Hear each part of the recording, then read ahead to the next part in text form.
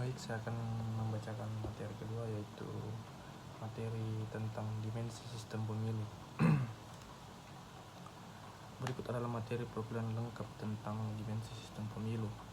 Dimensi sistem pemilu.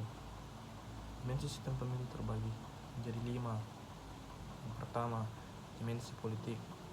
Dimensi politik meliputi aspek-aspek politik yang terkait dengan pemilu, seperti partai politik, calon, dan isu-isu politik. Yang kedua, dimensi hukum. Dimensi hukum meliputi aspek-aspek hukum yang terkait dengan pemilu, seperti peraturan perundang-undangan, keputusan pengadilan, dan proses hukum.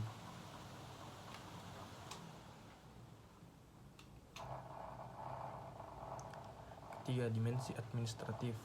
Dimensi administratif meliputi aspek-aspek administratif yang terkait dengan pemilu, seperti pengelolaan pemilu, pendaftaran, pemilih, dan penghitungan suara. Keempat, dimensi teknis. Dimensi teknis meliputi aspek-aspek teknis yang terkait dengan pemilu, seperti teknologi informasi, sistem voting, dan keamanan data. Yang kelima, dimensi sosial. Dimensi sosial meliputi aspek-aspek sosial yang terkait dengan pemilu, seperti partisipasi masyarakat, kesadaran politik, dan dinamika sosial. Dimensi politik. 1. Partai politik. Partai politik memainkan peran penting dalam pemilu, seperti mengajukan calon, mengembangkan kebijakan, dan menggerakkan massa. Yang kedua, calon. Calon yang mengikuti pemilu harus memenuhi syarat-syarat tertentu seperti usia, pendidikan, dan pengalaman. Yang ketiga, isu-isu politik. Isu-isu politik yang terkait dengan pemilu dapat mempengaruhi hasil pemilu, seperti ekonomi, pendidikan, dan kesehatan.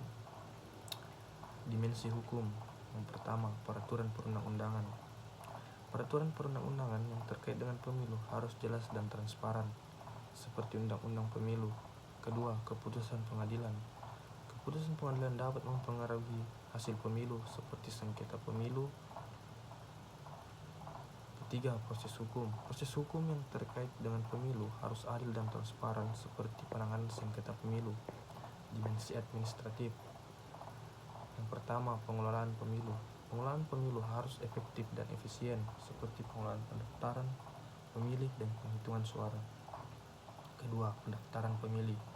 Pendaftaran pemilih harus akurat dan transparan, seperti penggunaan daftar pemilih tetap atau DPT. Yang ketiga, penghitungan suara. Penghitungan suara harus akurat dan transparan, seperti penggunaan sistem penghitungan suara elektronik. Dimensi teknis. Yang pertama, teknologi informasi.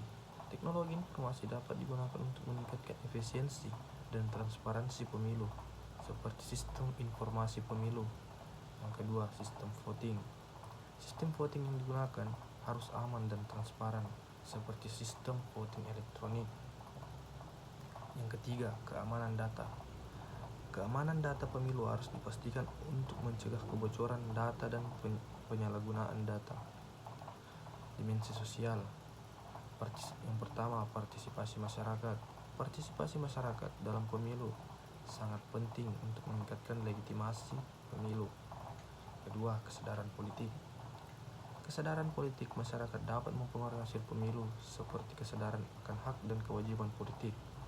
Yang ketiga, dinamika sosial. Dinamika sosial dapat mempengaruhi hasil pemilu, seperti perubahan sosial dan ekonomi. Dengan demikian, dimensi sistem pemilu meliputi aspek-aspek politik, hukum, administratif, teknis, dan sosial yang terkait dengan pemilu. Memahami dimensi ini dapat membantu meningkatkan kualitas pemilu dan legitimasi pemerintahan. Keterkaitan antara dimensi sistem pemilu. Yang pertama, interaksi antara dimensi. Dimensi-dimensi sistem pemilu saling terkait dan berinteraksi, seperti dimensi politik dan hukum yang terkait dengan pengaturan perundang-undangan pemilu. Yang kedua, pengaruh dimensi satu terhadap dimensi lain. Pengaruh dimensi satu terhadap dimensi lain dapat mempengaruhi hasil pemilu, seperti pengaruh dimensi teknis terhadap dimensi administratif. Ketiga, keseimbangan antara dimensi.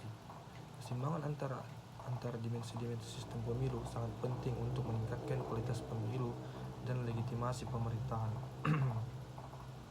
Tantangan dalam sistem pemilu. Pertama, keterlibatan politik yang rendah. Keterlibatan politik yang rendah dapat mempengaruhi legitimasi pemilu dan pemerintahan. Kedua, ketidaktransparan. Ketidaktransparan dalam proses pemilu cepat mempengaruhi kepercayaan masyarakat terhadap pemerintahan. Ketiga, teknologi yang tidak memadai. Teknologi yang tidak memadai dapat mempengaruhi efisiensi dan keamanan proses pemilu. Meningkatkan kualitas sistem pemilu. Pertama, meningkatkan transparansi dalam proses pemilu dapat meningkatkan kepercayaan masyarakat terhadap pemerintahan. Kedua, meningkatkan partisipasi masyarakat. Meningkatkan partisipasi masyarakat dalam pemilu dapat meningkatkan legitimasi pemerintahan. Tiga, mengembangkan teknologi yang memadai. Mengembangkan teknologi yang memadai dapat meningkatkan efisiensi dan keamanan proses pemilu. Dengan demikian, memahami dimensi sistem pemilu dan tantangan yang terkait dapat membantu meningkatkan kualitas pemilu dan legitimasi pemerintahan. Meningkatkan transparansi, partisipasi masyarakat, dan teknologi yang memadai dapat menjadi langkah-langkah penting dalam meningkatkan kualitas pemilu. Meningkatkan kualitas sistem pemilu.